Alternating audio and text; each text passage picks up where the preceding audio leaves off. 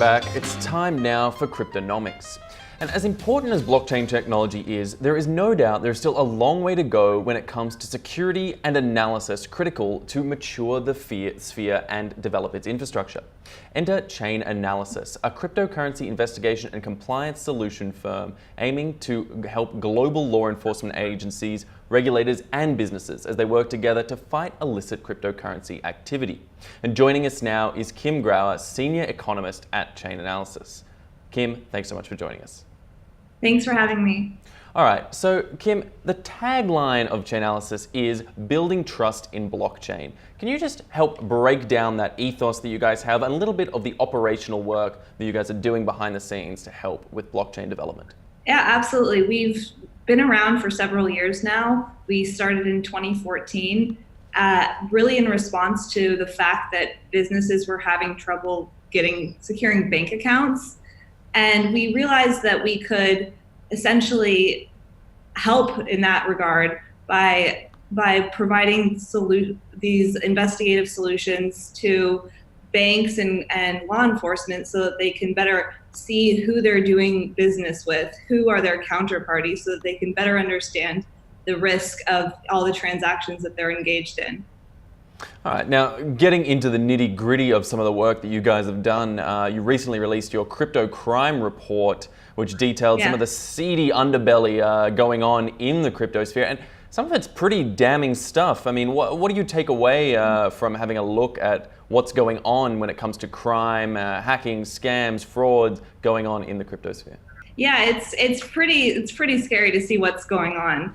And what's been really interesting is to be able to follow up on this report each year, and potentially we might even update it again mid-year to look at what's changed just in the past 6 months, because crime evolves really, really fast in crypto. We classified different types of criminal activity based on its size, and we found that the biggest problem last year at least was in hacks. But then also just as important as our analysis on darknet marketplaces and scamming activity, which can impact everyone. And even now, we're doing a deep dive into ransomware attacks, which are extremely scary because a lot of times people, there's so many victims of these ransomware attackers, and it's really hard to know how to empower people again to protect themselves against these attacks. And now we saw reports coming out earlier in the year that Q1 of 2019 saw some record amounts of cryptocurrencies stolen, up to $1.2 billion in value taken in hacks, scams and frauds. But as cryptocurrencies continue their climb back up in the charts, increasing in value, overall market cap increasing considerably so throughout 2019 and seeming to be on an upward trajectory further, are we likely to see the sort of salience of hackers and the likelihood of hackers or fraudsters engaging more in crypto-related crimes, financial crimes, increasing in parallel to that? Yeah, it's a good question, and we in our last crypto crime report put out projections as to what's going to happen throughout, what we think is going to happen throughout 2019. And the truth is it's pretty hard to predict, but we can confidently say that crime is definitely going to be a major part of this crypto ecosystem, regardless of what's happening with the price. So when price is going up, we notice that scamming activity might actually increase because people are more likely to part with their funds or invest in get-rich-quick scams, which aren't actually really substantive at all. But then the hacks are a little bit less based in what's the underlying trend with Bitcoin, and a little bit more random. Although certainly as long as these security breaches are possible, it's going to be a big part of what we see in crypto crime. And more important and interestingly, ransomware is also a rapidly evolving type of crime, which also doesn't have much to do with the underlying price of Bitcoin. It's more about what is possible and what these criminals can get away with with the awareness that there's a lot of software updates that are starting to protect people more, and there's a lot more awareness around people protecting themselves against being scammed or any types of crypto crime. So it really depends on the type of crime, but ultimately it's pretty much going to be a big part of 2019. Well, I mean, that's interesting. We talk about what types of crime, and you mentioned there that ransomware is on the up. But as the market matures and as the financial instruments within crypto markets mature, are we seeing a similar maturing of the sort of scams and crimes that are coming along with it? Are we seeing the sophistication increase alongside the market maturation? Yeah, again, it's important to think about crimes so Ethereum scams you should think about differently from the way ransomware acts, but we definitely see an increasing sophistication of users. For example, one of our key findings from our ransomware report was a few years ago, ransomware criminals could basically employ what's called a wide and shallow approach to ransomware, where they just can infect computers through at a broad scale. But even minor software updates and just general awareness, and when companies try and train people about how to identify scam emails, those have been highly effective. And so the people who are behind ransomware attacks have really had to evolve the way that they are infecting people. And that's what you see, that's what you see now. And we also saw the same trend with Ethereum, whereas in late 2017, phishing scams, just basic phishing scams, were really, really effective, but just general awareness around the fact that there are so many people who are trying to get your credentials has led to those types of scams actually decreasing significantly, but being replaced by more well thought out, complex types of Ethereum scams. Certainly that developmental work is something to be aware of, but I want to turn now from the generalized to the specific. Now, Chainalysis has been working alongside Binance to develop new projects. What can you tell us about that and any insights from the recent hack, obviously the very high-profile hack of Binance that took place last month? Yeah, we're definitely it's still an ongoing investigation, and we're tracking the funds as I know many people are. But yeah, it's still an ongoing investigation, and so we'll kind of see what happens with that. But one thing that we do a lot of is tracking hacks, and not just to help and facilitate people trying to track down the criminals, but to also try and see what we can find in terms of what are the tells of different hacking groups, and what do we know about the criminal organizations behind those hacking groups more generally. So it's most likely not just one person sitting in a basement who managed to hack Binance. A lot of times the groups behind these types of attacks are connected with a much broader cybercrime organization that you need to develop a more holistic approach to analyzing besides just tracking them on the blockchain. And we have professional investigators that regularly do this, that all the time, by working with these exchanges, working closely with law enforcement, and building up these more broad profiles of these criminal organizations.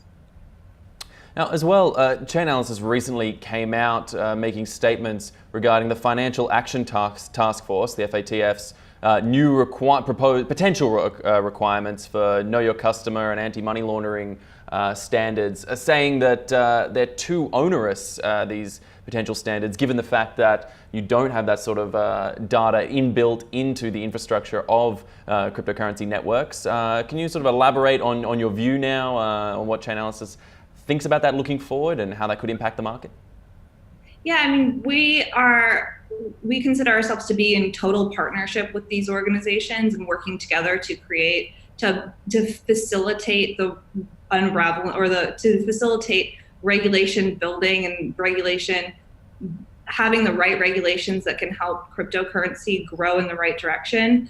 And so it's always going to be a conversation, a back and forth conversation with stakeholders in the industry as well as regulators. And those regulations are really hard to get right. And so when we were putting out our guidance on what's going on with FATF, it's more about an educational piece about how we're thinking about what's going on with FATF, but we still do work closely with them a lot. And we have a DC base that is regularly in contact with regulators. And so it's not so much adversarial, it's more of like a partnership where we're trying to work together to figure out what the right regulations are. not only just in the US, but globally.